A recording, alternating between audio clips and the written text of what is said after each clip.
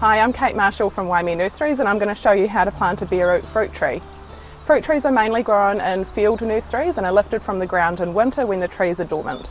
It's safe to lift the trees and dispatch them bare root because the trees are dormant and don't require any nutrients as long as the roots are kept moist.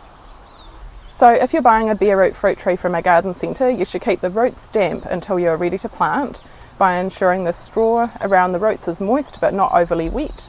Or you can keep the tree temporarily planted in your veggie garden. If there are any signs of the tree starting to grow with leaf buds or white roots developing, it must be planted immediately.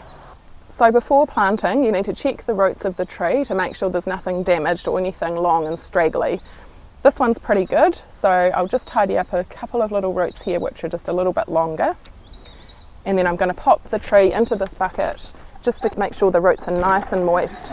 In the bucket here I've got some seaweed fertiliser mixed in with the water. This helps to make sure the roots are hydrated and reduce transplant shock. You can leave this in here for up to an hour before planting. Dig the planting hole about 50 centimetres wide by 50 centimetres deep. If digging in heavy clay soil, chip away into the walls and the base of the hole for better drainage and to make it easier for the roots to penetrate. Check the drainage of the hole before planting by filling the hole with water. If the hole takes more than half an hour to drain, choose another site. Right, so now I'm going to make a mound in the bottom of the hole here, and that's going to be for the roots to rest on.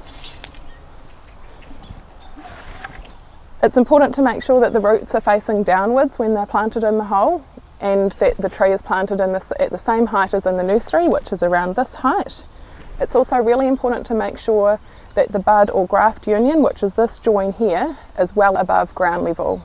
Make sure all the roots are facing downwards and to make sure that when the tree is planted it's at the same depth as what it was planted at the nursery, and that was about this sort of height.